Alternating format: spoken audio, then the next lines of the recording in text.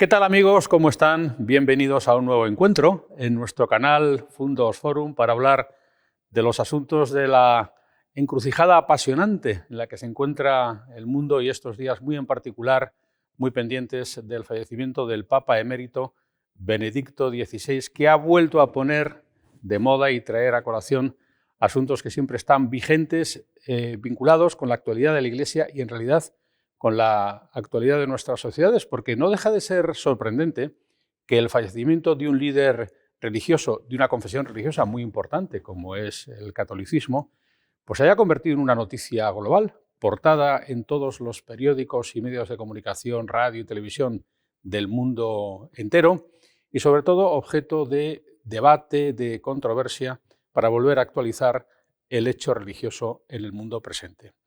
Y de eso, y de lo que a la luz de la historia puede ofrecernos la actual realidad de la Iglesia Católica y todo lo que le rodea, vamos a hablar hoy aquí en nuestro Encuentros con Javier Burrieza. Hola Javier, bienvenido. Muchísimas gracias, Ignacio. Encantado. Gracias a Javier, que es profesor titular de Historia de la Universidad de Valladolid, también doctor de esa misma universidad. Es experto en numerosas cuestiones históricas vinculadas también con la historia de la Iglesia. Sabe todo de los jesuitas, pero sabe todo también de la presencia de las instituciones monacales y de las instituciones conventuales en nuestra tierra. Sabe mucho también de la Semana Santa vallisoletana, de la que el año pasado fue pregonero, y sobre todo es un apasionado de ver en el día a día, a través de sus colaboraciones en el norte de Castilla, en Eclesia o en Vida Nueva, ver el día a día a la luz de la historia. Porque, y siempre que estoy con un historiador lo digo, no hay mal gasto peor que hacemos que no utilizar la historia para interpretar el presente, porque como todo lo que nos está pasando ya pasó, y las conclusiones de lo que ya pasó rara vez las utilizamos, ¿verdad, Javier? Para utilizarla bien, claro, porque también hemos sido especialistas en instrumentalizar la historia. Yo creo que ahora el problema en muchas ocasiones es la falta de formación en la historia, y eso es algo que a mí realmente me preocupa, ¿no? Sobre todo a las generaciones más jóvenes. Yo creo que, bajo mi punto de vista, el sistema educativo no ofrece, el sistema educativo español no está excesivamente preocupado en una formación histórica de los escolares en la enseñanza primaria, también en la enseñanza primaria, en la enseñanza secundaria y en el bachillerato. Nos estamos de vez en cuando enterando que esa asignatura de alumnos de segundo de bachillerato, en lugar de ser una historia de España global, pues se amenaza con que sea una historia de España de los dos últimos siglos, el siglo XIX, casi avanzado, o en los comienzos del constitucionalismo hasta la actualidad. Yo creo que eso sería un error enorme. Luego, claro, están los universitarios. Yo no voy a pedir que los universitarios tengan una asignatura transversal de historia, ¿no? Porque podríamos pedirla en otros muchos conocimientos. Pero eso nos encontramos después en las facultades de historia con, bueno, pues con alumnos que llegan a nuestras aulas y que verdaderamente no tienen ni siquiera los conocimientos que hay que tener previamente a entrar en una facultad de historia. Y yo pienso que la historia es un producto que gusta, es un producto que se consume. Lo vemos cuando publicamos libros, libros que también los historiadores tenemos que hacer un esfuerzo por saber llegar. Ahora se dice mucho lo de transferir conocimientos, ¿eh? Y hay incluso una evaluación que nos pueden hacer de un sexenio de transferencia de conocimientos, a través de las mal llamadas publicaciones de divulgación. Yo no diría de divulgación, sino diría de estar en contacto los historiadores con la sociedad a la que servimos. Pues hablando de historia, tenemos un poco la impresión de haber vivido unos días históricos con el fallecimiento de Benedicto XVI, un personaje de gran relevancia en el siglo XX y en el siglo XXI en el mundo. Y comparto contigo para saber también tu reflexión, Javier, respecto a esta sorpresa inicial mía acerca de, en una sociedad en la que a veces nos empeñamos en considerar que los asuntos de la Iglesia tienen que ser colaterales, exhibiendo una máxima laicidad. Sin embargo, cuando ocurre algo relevante en la Iglesia es noticia de carácter de carácter global. A ver si va a ser que la presencia de la Iglesia en la realidad debiera ser mayor de la que nos pensamos, que la Iglesia es más importante de lo que a veces se piensa o se quiere entender. Bueno, yo creo que la Iglesia, como tantas otras instituciones, tienen que estar en la vida pública. Eso es algo que la Iglesia no tiene que estar sometida a una vida de sacristía. Ni es bueno para la Iglesia ni es bueno para la sociedad. Yo creo que además la Iglesia somos muchas personas, ¿no? Los que somos creyentes, pues efectivamente no somos eclesiásticos tampoco, no tenemos una responsabilidad de gobierno en la Iglesia directamente, porque por mucho que nos hablen todavía de sinodalidad, etcétera, etcétera, el mundo eclesiástico es el que tiene en muchas ocasiones el gobierno y la competencia de lo más alto y lo más cotidiano. Yo creo que en eso nos tenemos que convencer los propios laicos en la Iglesia que tenemos que tomar iniciativas y tenemos que obrar sin tenerlo que consultar permanentemente al párroco de turno. Y también el párroco de turno tiene que saber que si es verdad que asume un principio de sinodalidad, es decir, de corresponsabilidad de todos los bautizados en el devenir de la Iglesia, y en lo principal, en la misión de la Iglesia, que es el anuncio del Evangelio, pues tampoco tiene que ser el protagonista de las decisiones, ¿no? Tampoco tener a un consejo lleno de laicos que aplaudan sus decisiones. Entonces yo creo que también eso es algo, yo creo que es un cambio de chip muy notable que tenemos que dar. Entonces yo creo que como institución que contribuye en tantas cosas a la sociedad, yo creo que la propia sociedad le interesa ese diálogo con la Iglesia. La Iglesia, por no irnos a... Voy a poner dos ejemplos simplemente. O tres ejemplos. La asistencia social. ¿Cuántas pequeñas instituciones o grandes instituciones, desde Manos Unidas, de las grandes, Cáritas, de las grandes, o las conferencias de San Vicente de Paúl, han sido fundamentales en el día a día de solucionar la pequeña crisis del día a día de las personas, la gran crisis de esas personas en un proceso, en un momento difícil económico? El mundo educativo, el gran peso de la Iglesia. Dejémonos ya de batallas decimonónicas. En cuanto a la asignatura de religión, por ejemplo, si todos los ciudadanos tendrían que tener no una asignatura de religión católica, si se quiere, que eso tiene que ser una cosa totalmente opcional, ¿no? A la decisión de los padres, y es una asignatura en la cual es de formación intelectual, porque la formación catequética es una competencia de las parroquias, ¿no? Yo diría que los jóvenes tendrían que tener una asignatura de historia de las religiones. Hombre, para entender, por ejemplo, el Museo del Prado, pero sobre todo, por ejemplo, de las religiones monoteístas, ¿no? Y en el ámbito del patrimonio, estamos en Castilla y León. ¿Qué sería Castilla y León sin el patrimonio eclesiástico? ¿Qué es sin las grandes empresas, por ejemplo, culturales como son las Edades del Hombre? Sin las grandes iniciativas o las pequeñas iniciativas de un museo, por ejemplo, monástico o conventual. Entonces yo creo que el diálogo entre la sociedad y la Iglesia tiene que ser fluido, por parte de ambas, ¿eh? Por parte de ambas, porque también la Iglesia tiene que estar abierta a la sociedad, saber llegar a la sociedad y saber comunicar a la sociedad. Pues precisamente el fallecimiento de Benedicto XVI ha puesto de nuevo de manifiesto una situación como, vamos a decir, de crisis, en el sentido de algo que todavía no ha terminado, un tiempo nuevo que todavía no ha empezado en la propia Iglesia, como la existencia de dos movimientos, uno el que miraría más hacia atrás, otro el que miraría más hacia ciertas reformas. No es nuevo, esta situación en la Iglesia se ha dado pues, en su momento hasta Carlos V, arrasó Roma. Hubo también una circunstancia muy espectacular cuando los ingleses decidieron, gracias a Ana Bolena, dejar la disciplina de la propia Roma. En la época de Napoleón, el papado pasó por una crisis severa. ¿Qué nos dicta la historia, Javier, respecto de este momento? ¿Cómo piensas tú que se puede resolver esta crisis? Bueno, yo crisis no sé hasta qué punto podríamos denominar como crisis, ¿no? Es verdad que en la Iglesia Católica, que es una de las iglesias cristianas, en tu pregunta hemos visto ahí que ha habido siempre una historia de la división, ¿no? Pues la Iglesia Católica hay distintas sensibilidades, eso siempre lo ha habido, ¿no? Lo que ocurre es que, y también, antes de decirte la siguiente premisa, también ha habido en otros papados pues una historia de la oposición a ese papa, pero es que hoy estamos en una sociedad en la cual el papa puede estar presente en muchos medios de comunicación. Claro. León XIII fue un papa que vivió casi 90 y tantos años y que al final de su vida casi le sacaban para que le viesen. Fue un pontificado de 1878 a 1903. Al final de su vida probablemente ese hombre no estaba en condiciones de tener un ministerio normal. Pero sin embargo, pues entonces los papas no dimitían.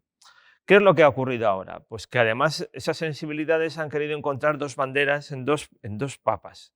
Yo creo que no porque haya dos papas al mismo tiempo, que ha habido uno. O sea, no estamos en la época de la resolución del cisma de Occidente, ni estamos en un momento en que, como tú has mencionado, Pío VI ha muerto en el destierro porque Napoleón está invadiendo Italia y Pío VII está llegando en ese momento al gobierno de la Iglesia. No, no estamos en ese momento. Sino que yo creo que Benedicto XVI hizo un acto revolucionario, no se bajó de la cruz, a mi modo de ver. A mí el otro día alguien me dijo, se bajó de la cruz, ¿pero qué se va a bajar de la cruz? Vio que no estaba capacitado para, o que estaba cansado, no cansado de que cansado estoy o no me apetece, no, que no puedo hacer frente a eso sí que era un problema, y entonces consideró que otra persona podía ya, con una edad elevada como era la suya, hacerse cargo del gobierno de la Iglesia. Entonces, esas sensibilidades que algunos dicen conservadores y progresistas, yo tampoco me atrevería a decir eso, pues encuentran dos banderas que creo que son erróneas para la definición de la realidad. Luego a eso se une pues, que hay otros personajes, y ahí lo voy a decir claramente, como es el secretario del Papa Benedicto XVI, que nos ha tenido preparado un material justo los días siguientes de la muerte del Papa. Hombre, te lo voy a decir con toda sinceridad, me parece de muy mal gusto. Me parece que yo no hubiese tenido la conciencia tranquila. ¿Qué pasa? ¿Que se estaba muriendo el Papa y él se iba a escribir? ¿O lo tenía preparado? Tú y yo sabemos lo que cuesta sacar un libro. Ese libro estaba preparadísimo para salir en ese momento. Yo creo que los oportunismos editoriales están muy bien, pero jugar con los oportunismos editoriales en determinados acontecimientos a mí ya me resta credibilidad. Naturalmente estoy y lo tengo en mis manos, ¿no? Me parece eso lo tengo que leer, eso hay que leerlo, ¿no? Y eso hay que estudiarlo, y lo estoy haciendo. Pero para un historiador de la Iglesia. La Iglesia hoy tiene un reto fundamental, y es un reto no solamente de trabajar para su propia parroquia, sino que hay que trabajar también para muchas personas que no estando fuera de la Iglesia se encuentran alejados de la Iglesia. Entonces, a mí hay una cosa que a mí me gustó mucho, por ejemplo, de la Jornada Mundial de la Juventud de Brasil, y es esa llamada del Papa Francisco a callejear. No a estar haciendo carnavaladas, a callejear, es decir, que la Iglesia esté en la sociedad, que la Iglesia esté en el tú a tú, que la Iglesia está en los problemas de mucha gente que lo está pasando muy mal, no solamente desde el punto de vista económico, sino desde el punto de vista moral, desde el punto de vista de su formación religiosa, de su necesidad de acogerles. Entonces, sí, la Iglesia tiene que ser un hospital de campaña en algunas ocasiones. No tiene que estar impoluta porque está dentro de un templo. La liturgia es importantísima, a mí me encanta. Una liturgia solemne, yo disfruté muchísimo, te debo decir, disfruté, entre comillas, pero porque era un funeral, ¿no? Pero qué bien lo hicieron, qué exaltación de la palabra lo hicieron los británicos y los anglicanos, la Iglesia anglicana, en este caso en el funeral de la reina Isabel II, y hasta tuvieron una primera ministra, casi era lo único que ha hecho, leyendo la lectura en el funeral. ¿Nos lo imaginamos en España? todo eso. Y vamos a poner en cuestión que la sociedad británica es una sociedad sacralizada. ¿Cómo participaban de esa liturgia? O sea, a mí la liturgia me gusta muchísimo, en la solemnidad, la participación de la música. Pero no nos quedemos solamente en eso. No nos quedemos solamente en las vestiduras litúrgicas, en los grandes actos, en las grandes ceremonias, sino hay muchos frentes de actuación. Y yo creo que hay, pues esa es la sensibilidad diferente. Hombre, yo amo el latín, pero hoy en día hacer batallas por una misa en latín, ¿qué quieres que te diga, Ignacio?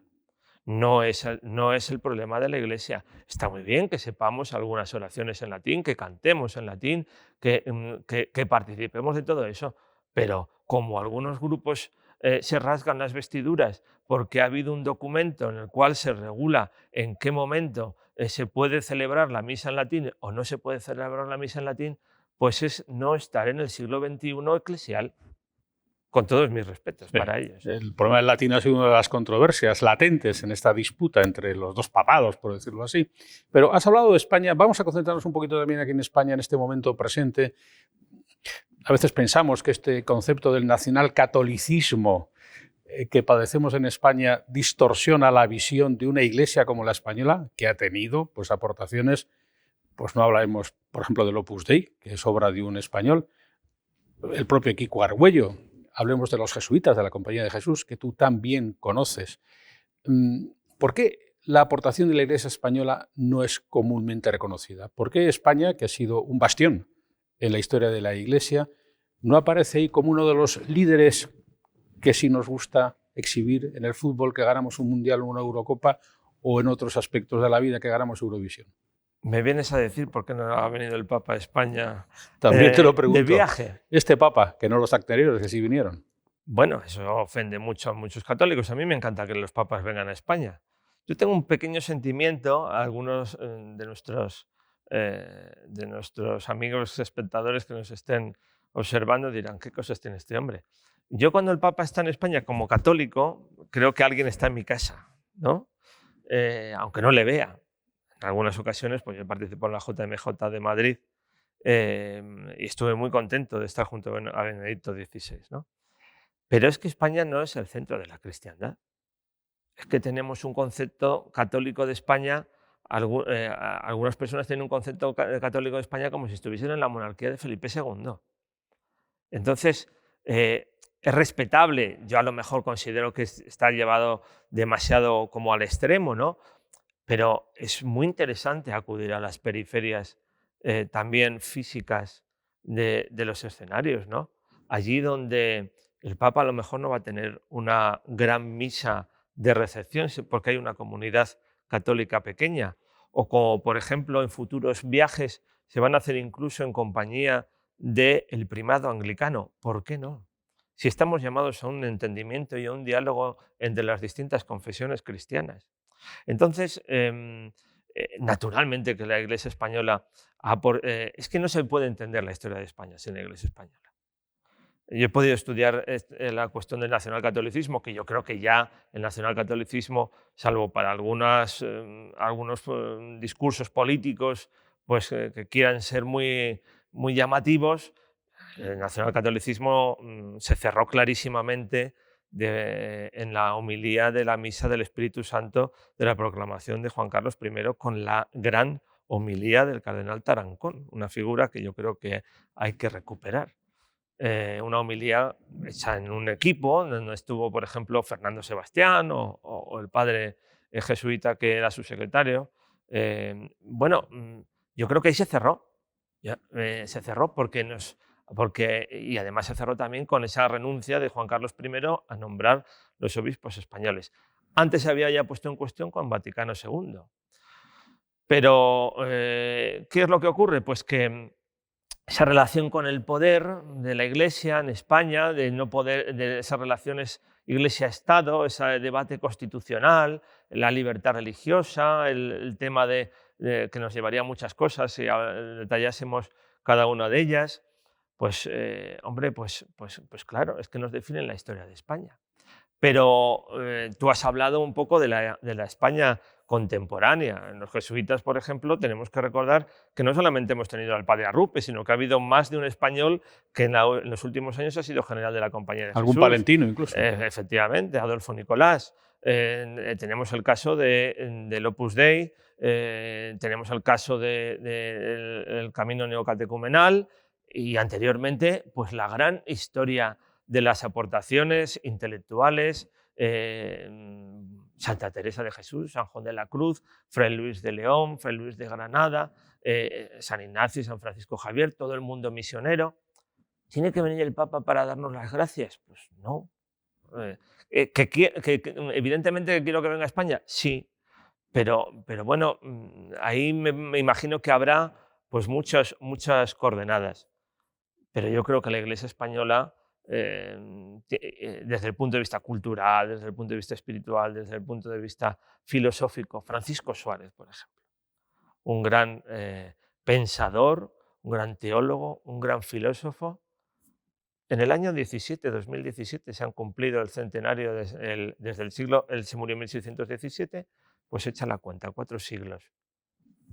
No he visto apenas ninguna referencia en la vida cultural española. De hecho, Qué complejo, ¿no?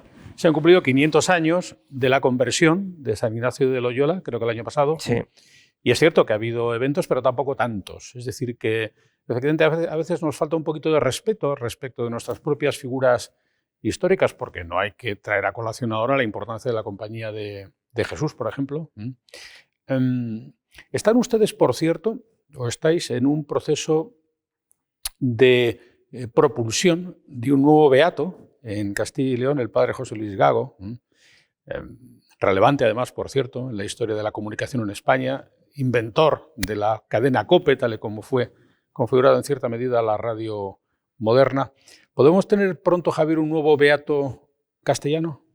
Bueno, yo creo que yo estoy incluido en la comisión histórica, como lo estuve anteriormente de una dominica de Olmedo, como lo estuve anteriormente de una numeraria del Opus Dei, como lo he estado también de un terciario carmelita. La comisión histórica, estamos en este caso compuestos por 4 peritos, porque se va a integrar un fraile dominico, y esa comisión histórica está encargada de recopilar todos los trabajos de todos los documentos históricos relacionados con Fray José Luis Gago. Es decir, nosotros no tenemos ningún papel en la promoción de la santidad. Eso lo tiene que hacer el postulador, el vicepostulador y, en este caso, la asociación Padre Gago. Yo creo que esto tiene su proceso. A mí los santos express y los santos súbitos no me gustan. Tiene su proceso y no se van a olvidar. Y tampoco es que nosotros, que tenemos muchas cosas que hacer y muchas tareas que realizar, pues dejemos las cosas aparcadas. No, es que se van recibiendo los documentos. Se van recibiendo los documentos y vas viendo las cosas. ¿Esto qué viene a tardar en pues bueno, pues las otras comisiones, hay comisiones que se han tardado muy poco o un año y pico, y otras que se han tardado mucho más. Esto es un hombre muy relevante, no se puede, hay que documentar absolutamente todo. Entonces, yo creo que es un gran comunicador del Evangelio.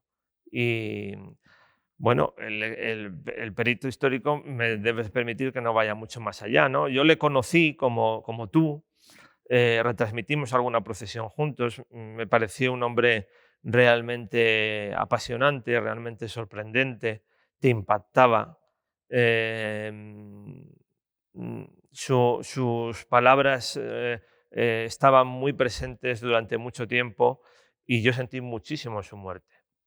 Tengo la suerte de formar parte de esa comisión, pero te puedo asegurar que con la misma objetividad que hacemos otros muchos personajes. O sea que, en este caso también, y para la afición, la máxima vaticana de que lo urgente es esperar.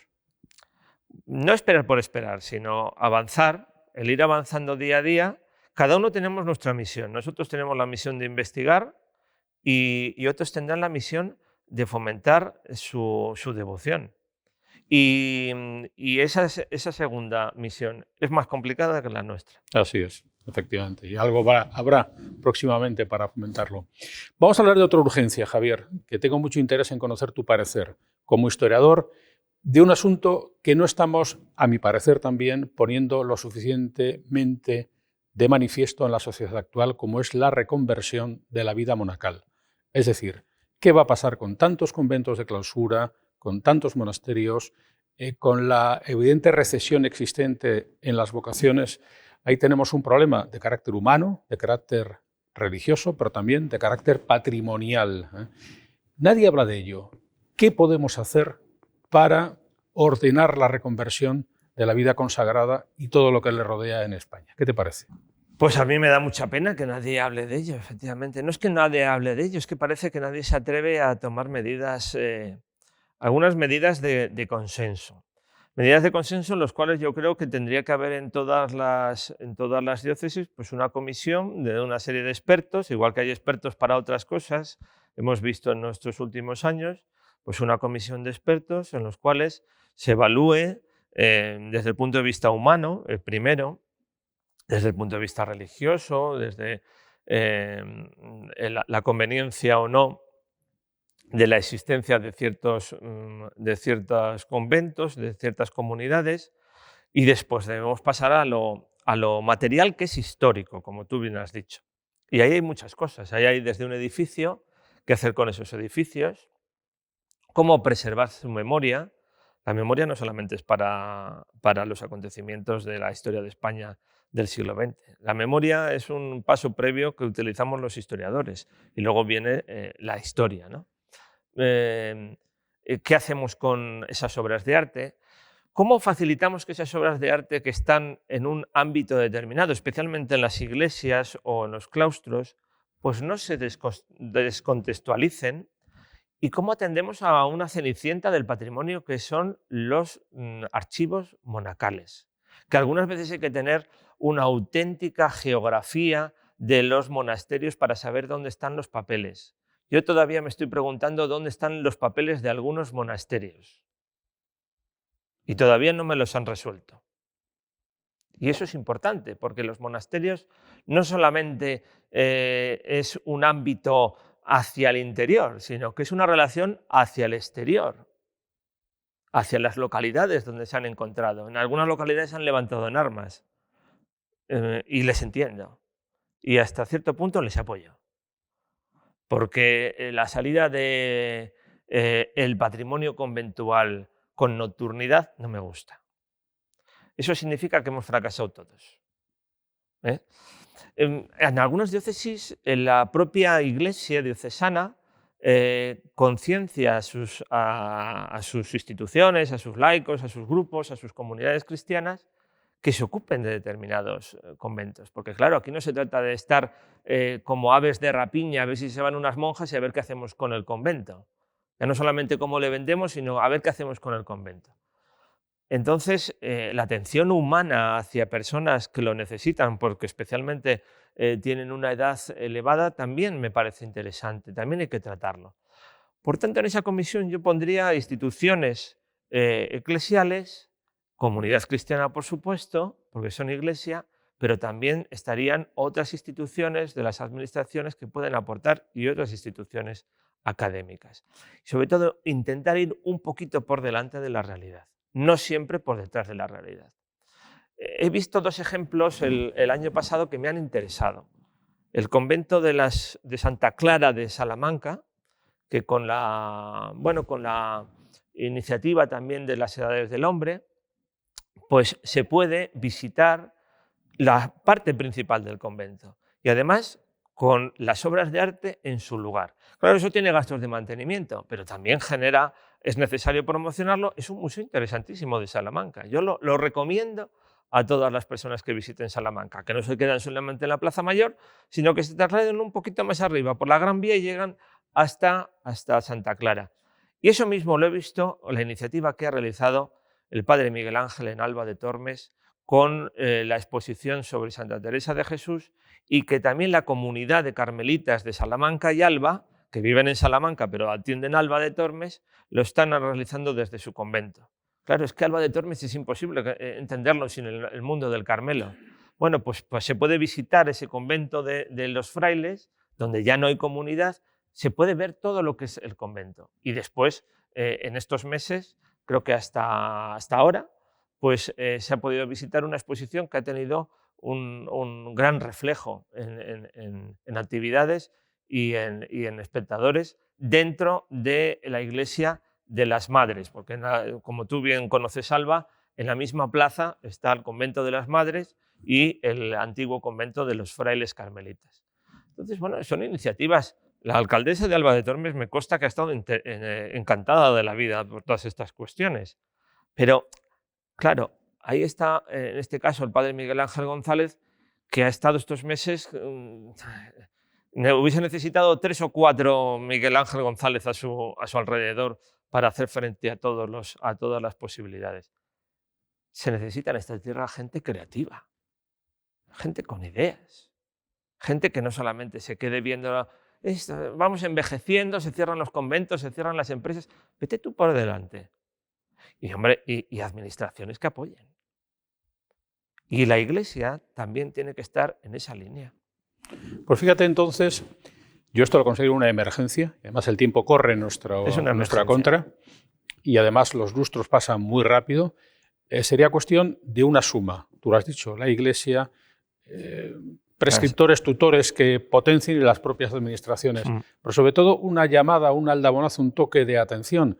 Es que queda muy poco tiempo, es que muchos conventos que en 10, 12 años pueden haber quedado vacíos y obsoletos, y vacíos se van deteriorando, y como tú muy bien dices, es un patrimonio también de nuestra propia historia, y en el fondo un activo económico, porque como se pone de manifiesto en el ejemplo que tú mencionas de Salamanca, eso se puede convertir en un motor cultural para el turismo de primer nivel, en muchos casos. Sí. Yo creo que también nos falta un poquito de coordinación. Ponernos en contacto personas que yo estoy seguro que en distintos lugares tienen estos mismos objetivos y horizontes. Lo que pasa es que también algunas instituciones, tanto políticas como eclesiales, tienen que favorecer esos encuentros. Tienen que considerarlo esto como algo prioritario. Es que parece que las prioridades siempre son las mismas.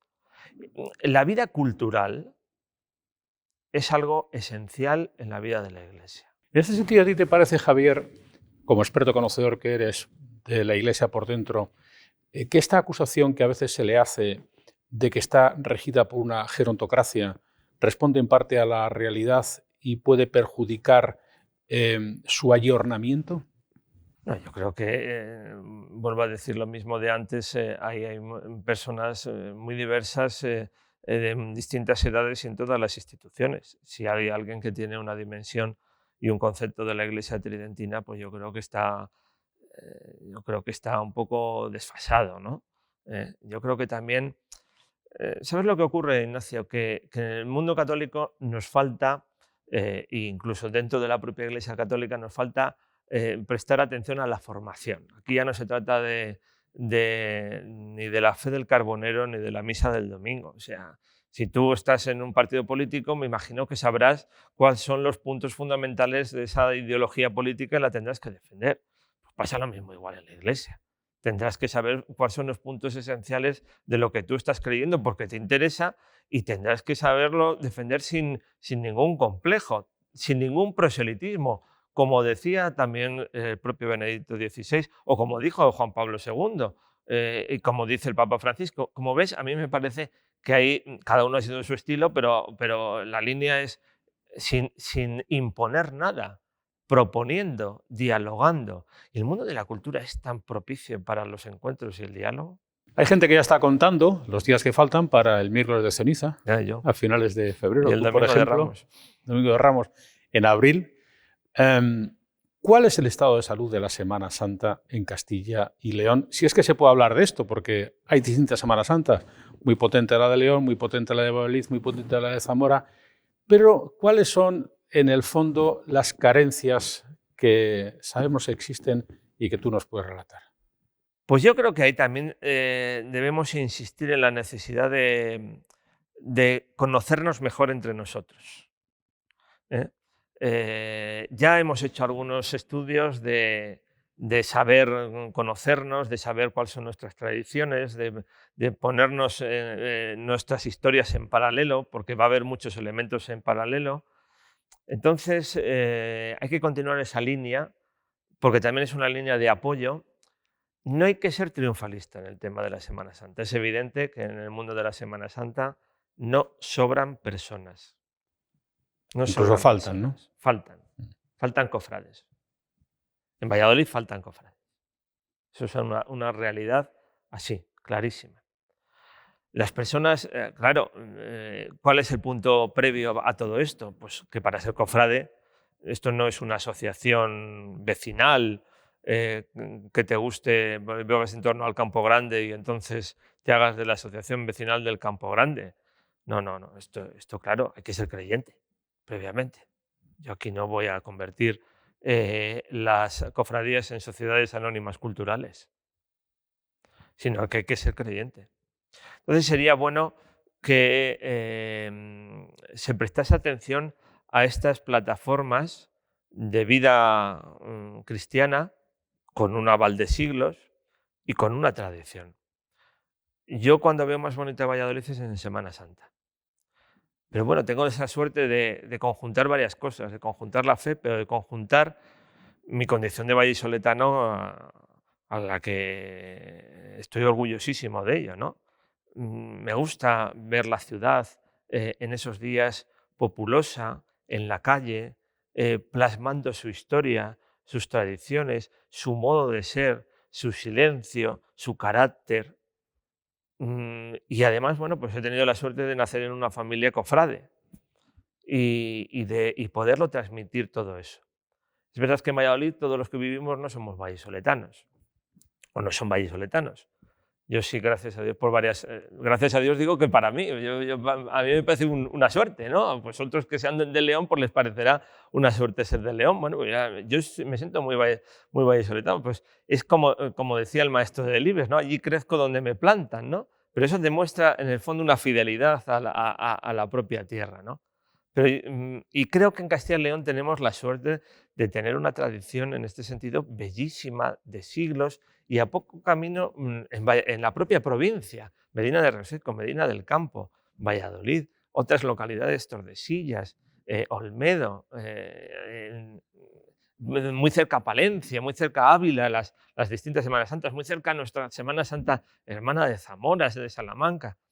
Entonces, eso es un activo cultural, un activo de la sensibilidad, un activo de la historia. Y de la economía. Y de la economía, y del turismo, que a mí me parece que todas esas dimensiones.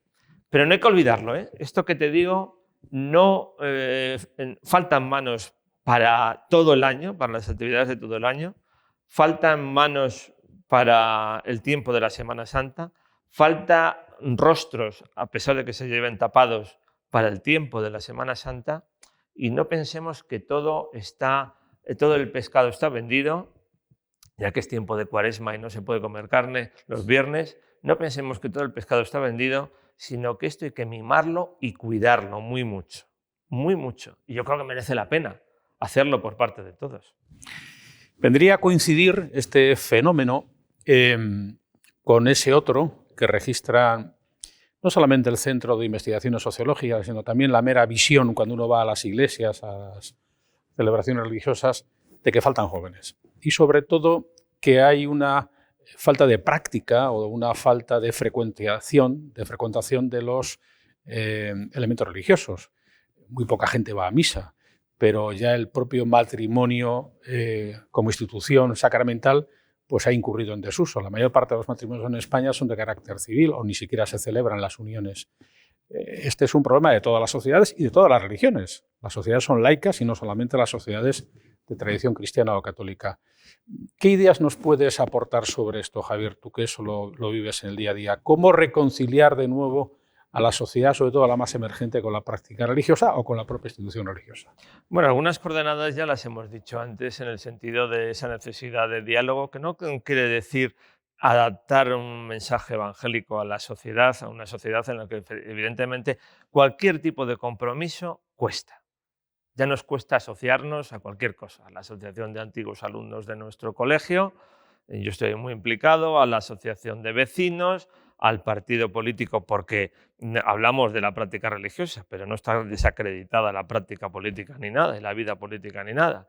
Cuesta absolutamente todo.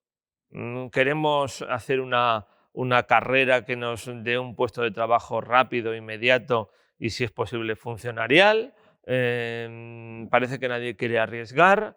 Parece que todo el mundo tiene que ser científico en el modo clásico, y no me estoy escapando de tu pregunta, y nadie quiere ser de letras, por ejemplo. Es decir, falta compromiso. Y eso está presente, también en la propia Iglesia. Hombre, hay muchos ámbitos, tampoco vamos a hacer una caricatura en la que... Primero, en la Iglesia son necesarios todos, desde la señora de 100 años hasta el niño que sus padres también le llevan a bautizar. Hemos vivido en una sociedad muy oficialmente católica, pero eso no quería decir que fuese una sociedad ni con formación católica ni con práctica católica. Recordemos las vidas de los pueblos, esas madres que iban a la misa y el padre se quedaba fuera de la misa. Entonces, ¿por qué parecía que era de mujeres y el otro no era de hombres? Bueno, es que no idealicemos los tiempos anteriores. Yo creo que es importante una iglesia. Yo quiero que la gente que esté ahí es una iglesia con formación, una iglesia con compromiso, una iglesia que mejore la sociedad, una iglesia lo más coherente posible. Todos tenemos nuestras incoherencias. Entonces, tampoco seamos catastrofistas. ¿Que esto ha cambiado? ¿Que ya evidentemente los seminarios no están llenos? Pues claro, porque la sociedad es diferente, porque también porque el mundo de la familia es diferente, porque estamos en un invierno demográfico, como nos recuerdan tantas veces. Y en ese invierno demográfico nos permitimos además otras cosas para aumentar esa falta de demografía. Eso sí que es otro gran problema. También, claro, me dirán otras personas, es que criar un hijo es que se necesita una estabilidad. Claro que lo sé yo, si lo sabremos tú y yo, que somos padres. Y tú eras periodista y yo era aspirante a ser profesor. Y nunca fue fácil. Universitario. Y tuvimos que tener hijos y tuvimos que comprarnos una casa y tuvimos que criarlos y tuvimos que hacer todas estas cosas. Desde un periodista y un hombre de letras. O sea, no lo tuvimos fácil. Y en todo caso, fíjate, y quiero acabar este encuentro con ese factor, tú que eres autor, entre tus numerosísimos libros, de un inventario, de un elenco de santos de Valladolid. Por la calle hay gente santa, ¿eh? Y hay santos que no tenemos identificados y que, si lo hiciéramos, nos darían otra dimensión de las personas. Hay mucha gente buena que incluso no sabe que, porque no tiene una práctica religiosa habitual, que es buena y que tiene unas condiciones de santidad. Y eso no nos damos cuenta, ¿verdad, Javier? Pues claro que es así. Y vivimos con santos. Vivimos con santos. Son los santos de la puerta de al lado. Evidentemente que sí. Y que mejoran la sociedad.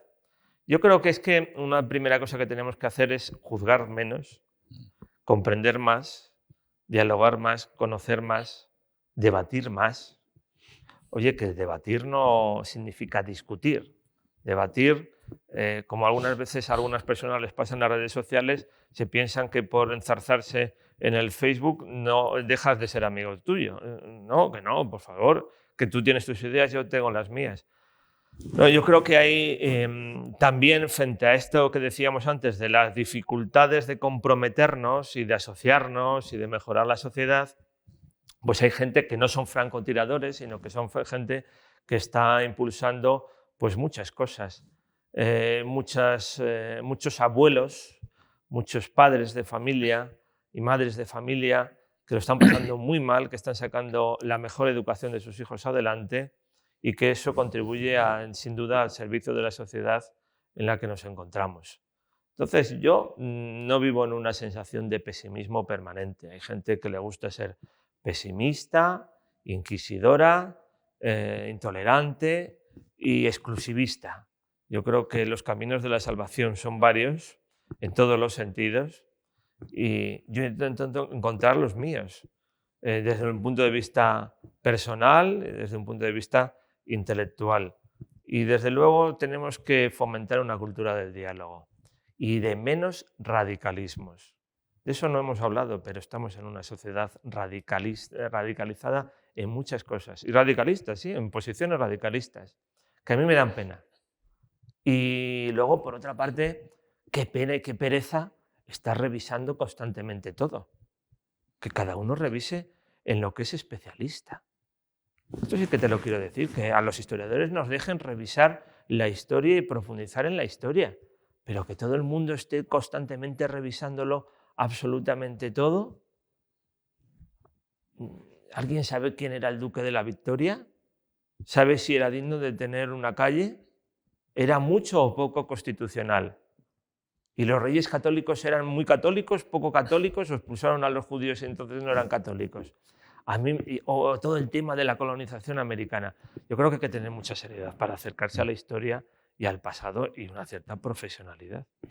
Y en todo caso, escucharos más a vosotros, a los historiadores, que tenéis muchas claves del pasado que nos son útiles para el presente en la medida en que el pasado averigua el porvenir, porque lo que ha ocurrido o lo que está ocurriendo ya ocurrió en su momento. Bueno, y para que veas que no es echarle solamente la culpa a los demás, también hay algunos historiadores que no tienen que ser políticos, no es su papel.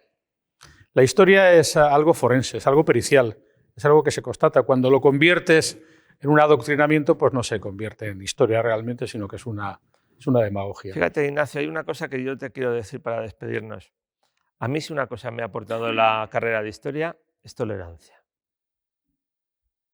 Es tolerancia, porque me ha permitido conocer, especialmente cuando te dedicas a la historia de la cultura, como también me he dedicado, conocer muchos puntos de vista, muchas trayectorias intelectuales que en España tenemos grandes tesoros de trayectorias intelectuales diversas, enfrentadas. El otro día yo tenía dos libros diferentes sobre la mesa, porque a mí me gusta mucho la cultura del siglo XIX y del XX. Y tenía un libro sobre Julián Besteiro, presidente de las Cortes en la República, y sobre Marcelino Menéndez Pelayo, que no toda la historia de los heterodoxos españoles, una obra, por cierto, increíble, enorme en la cultura española, pero Menéndez Pelayo y Julián Besteiro. Pues la historia y la historia de la cultura te permite, te aporta todo eso. La síntesis de la tolerancia, precisamente. Pues en estos días en que ha estado tan de actualidad todo lo concerniente a la Iglesia Católica y todo lo que de ella deriva para la actualidad cotidiana, es un placer hablar con un historiador como Javier Burrieza, que tiene muchas claves que nos ha dado en este tiempo de encuentro aquí en nuestro canal Fundos Forum. Gracias, Javier, por habernos acompañado. Gracias por lo que dices. Ojalá que pronto pongamos la luz de emergencia respecto de la situación de los conventos en España y en Castilla y León, que yo creo que es muy urgente, y si sirve de aldabonazo este encuentro, pues también, y hasta muy pronto. Seguimos siempre hablando tú y yo. Muy bien, a tu disposición. Gracias, Ignacio, por tu amistad. Y gracias a ustedes también por habernos acompañado en este tiempo de reflexión, en cierta medida de recuperación de la palabra y sobre todo de pensar que las realidades son más complejas de las que a veces el debate cotidiano nos las hace aparecer como demasiado simples.